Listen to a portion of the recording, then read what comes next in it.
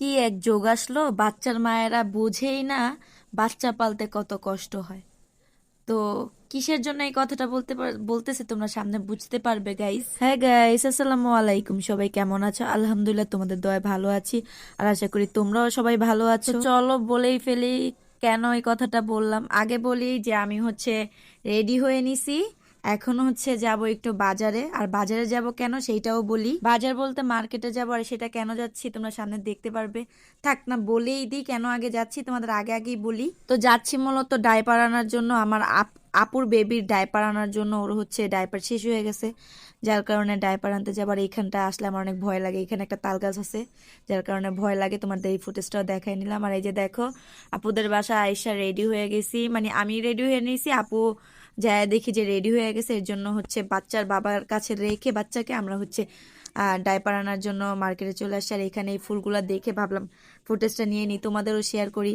আমার কাছে অনেক ভালো লাগছে, তো ভাবছি যদি নেক্সট টাইম আমি এই দোকানটা আমাদের এলাকায় নতুন দিছে, মানে আমাদের বাজারে নতুন দিছে ফুলের দোকান। তো আমি ভাবছি যে যদি সামনে আমি এই দোকান থেকে কিছু কেনাকাটা করি তোমাদের শেয়ার করব। তাই দেখায় নিলাম, অনেক সুন্দর সুন্দর ফুল ছিল। এই ফুলগুলো মেবি 100 টাকা করে ছিল, 150 টাকা করে চাচ্ছিল, 100 টাকায় দিয়ে দিতেছিল। তো ভাবলাম আজকে কিনবো না, আর যেদিন কিনবো তোমাদের শেয়ার করব। তো আমরা যে দেখো ফার্মেসিতে আসছি ডাইপার নেওয়ার জন্য।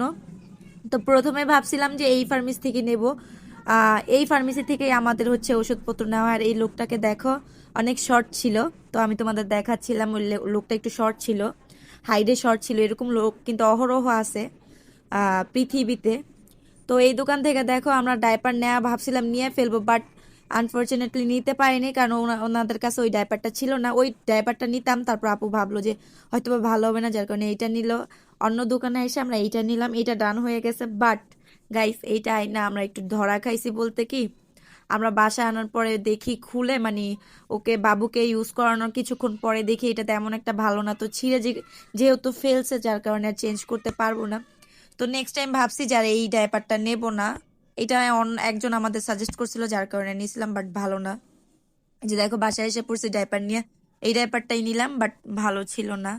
ওভারঅল খারাপই ছিল, বেশি একটা ভালো ছিল না, বেশি টাইম থাকে না, লিকেজ হয়ে যায়। আর এই যে দেখো, আমরা খুলে দেখতেছিলাম, বেশি একটা ভালো লাগেনি আমাদের কাছে। খোলার পরে দেখো কেমন একটা লাগতেছিল। তো আমাদের এটা আনার পরে ভাবতেছিলাম কেন আনলাম কেন আনলাম। আর এটা আমাদের বেবিকে পড়ায়ও দেয়, এই যে দেয় তোমাদের দেখাই, পড়ায়ও দেখে। আর সবাই মাশাল্লাহ বলবে বেবিকে যখন দেখবে। আর এইখানে দেখো আমরা খাজানার বাক্স খুলছি গাইস, দেখো খাজানার বস্তা খুলছি। এখানে সব মোবাইলের কাভার ছিল, ইনটেক মোবাইলের কাভার ছিল, এক একটা এক এক রকমের ফোনের কাভার ছিল। তো যাদের যাদের কাভার লাগবে বা কি ফোন, আমাকে কমেন্ট করে জানাবে, আমি তোমাদের গিফট করব।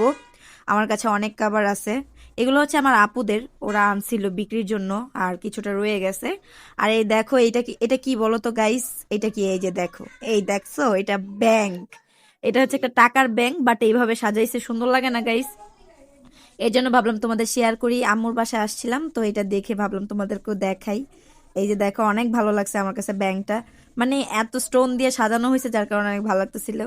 আর এই টিপের পাতাটাও তোমাদের দেখাই। টিপের পাতাটা দেখানোর কারণ আছে, কারণ এই টিপের পাতাগুলো আগে অনেক চলতো, বাট এখন চলে না, তেমন একটা দেখি না। কিন্তু এই টিপের পাতাটা আমাদের ঘরে অনেকদিন ধরে রয়ে গেছে, যার কারণে তোমাদের দেখাই। আজকের ভিডিওটা এই পর্যন্তই, সবাই ভালো থাকবে, আল্লাহ হাফেজ গাইস, বাই বাই।